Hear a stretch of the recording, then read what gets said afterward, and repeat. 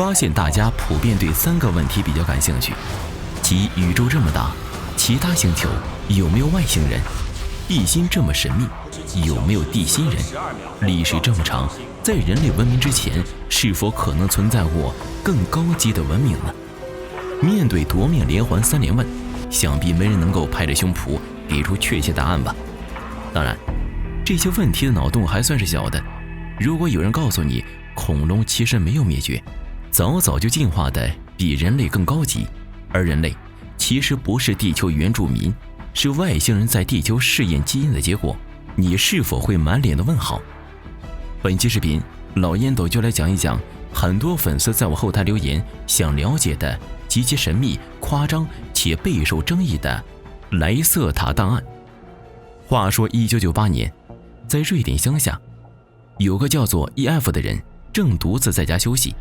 在这期间，有一位神秘的女性多次拜访他，企图与他沟通，但这女性的言行举止似乎有些不正常。EF 一时不知该如何处理了，随后联系了好友奥莱尔。奥莱尔得知情况后，就带上录音磁带，准备好了谈话的记录工具，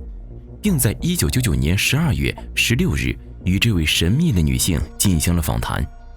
这位女性自称莱瑟塔，而这次访谈所记录的资料正是一直以来备受争议的莱瑟塔档案。网络上的原始档案多达35000字，分为几十个问题，由奥莱尔提问，莱瑟塔作答，内容极具颠覆认知。首先，莱瑟塔表明了自己的身份，他说自己不是人类，而是地球原生文明物种蜥蜴人，或者说恐龙人。他说，地球的上一代霸主恐龙并没有灭绝，在遥远的6500万年前，有一个来自小选座南河3的外星文明类人族来到地球，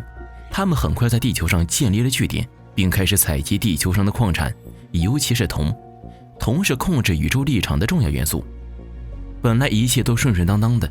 但在150年后，又一个外星文明爬虫族来到地球了。由于爬虫族与类人族都看中了地球上的矿产，彼此又缺乏沟通和信任，于是在这2个外星文明之间就爆发了战争。随着战争程度的不断升级，爬虫族动用了尚处于实验阶段的超级武器，类人族抵敌不住，全军覆没。然而这个超级武器的威力大大的超过了爬虫族的预期，在地球上造成了长达200年的核冬天。地球上的大量生物，包括大部分恐龙，因此而灭绝。环境如此恶劣，地球已经不再符合爬虫族的要求，于是他们就离开地球，并且再也没有回来。在核冬天过去以后，地球上出现了一种小型的类人恐龙，也就是莱瑟塔的祖先。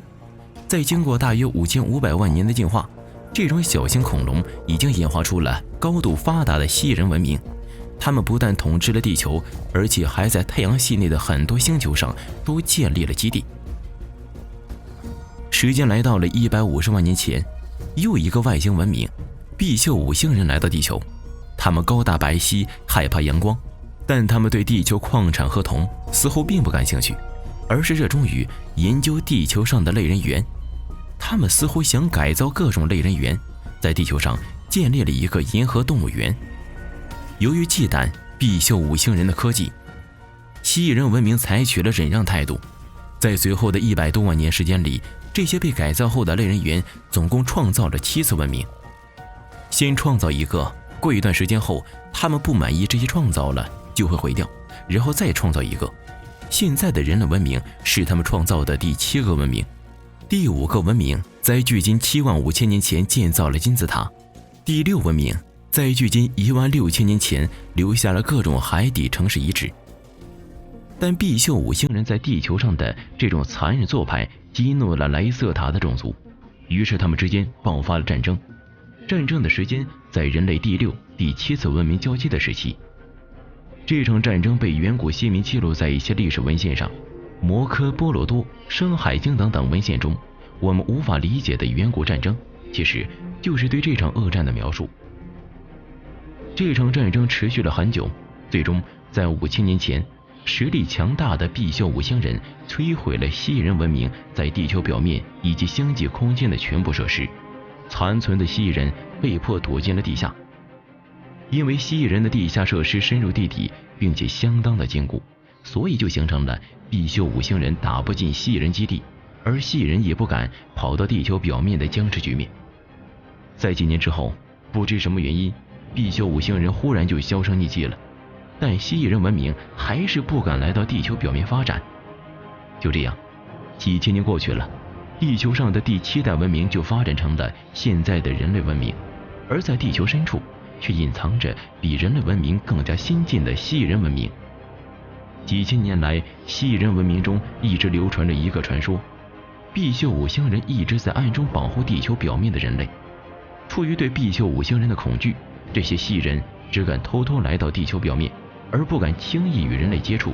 更不敢对人类不利。直到奥莱尔遇到了莱瑟塔之后，这才有了这次档案的记录。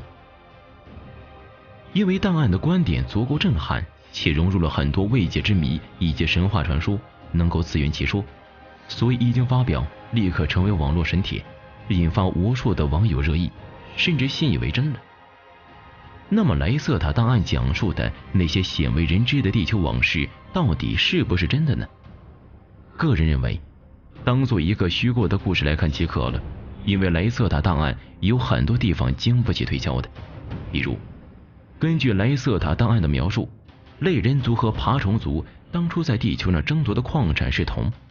但铜这种元素在宇宙中是广泛存在的，因此高级外星文明似乎没有必要千里迢迢地跑来地球开采，更谈不上发生2个高级文明同时看上地球并且对此大动干戈这样的事情了。此外，如果真如莱瑟塔档案所述，类人族抵达地球的时间比爬虫族早了150年，以他们强大的科技来讲，这150年的时间恐怕早就把地球上的铜开采完毕了。